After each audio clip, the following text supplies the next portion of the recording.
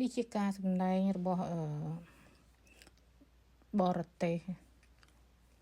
ខ្ញុំមិនដឹងថាគាត់ជាជនជាតិអ្វីទេតែគាត់មកចូលរួមសម្ដែងនៅក្នុងកម្មវិធីចូលឆ្នាំខ្មែរយើងដែរគឺការសាមគ្គីចូលរួមគ្នាក្នុងពេលតែមួយសម្ដែងជារួមដោយមានម៉ោងមានពេលដែលតាមគណៈកម្មាធិការតាមពិធីការណីគេកំណត់ហើយគេបានហៅឲ្យឡើងទៅតាមលេខរៀងក្រុមណាត្រូវសម្ដែងក្រុមណាមិនទាន់សម្ដែងឲ្យនៅចាំខាងក្រោយហើយលោកការសម្ដែងក៏ឈានមកដល់ត្រង់នេះហើយនៅលើវេទិកាក្មេងៗរាំដោយ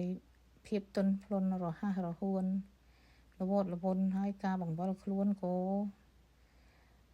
មានសន្ទុះលឿនកាយវិការញាប់រន្ធន់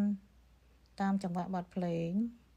ការរាំគឺស្ដាប់ទៅតាមបទភ្លេងនៅពេលដែលភ្លេងចាក់ទៅលឺញាប់កុមារី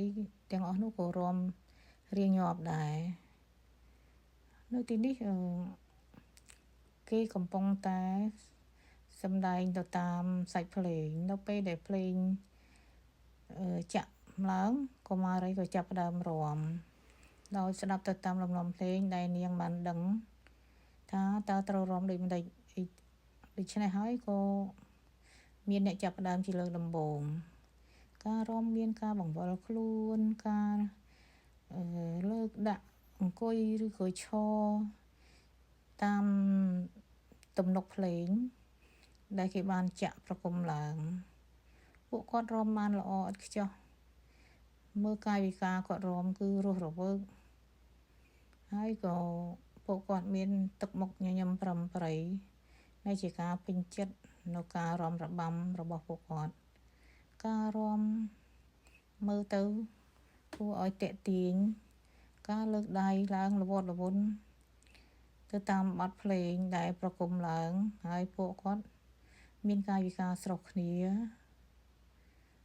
ដូច្នេះហើយមើលទៅគឺឲ្យទាក់ភ្នែកมันមានធុញទ្រាន់ទស្សនិកជនយើងនៅឈរមើលរហ័ងក្នុងនោះមានទាំងសាសយើងទាំងសាសបរទេសមកចូលមើលដែរចាអរគុណសម្រាប់ការទស្សនាវីដេអូនេះ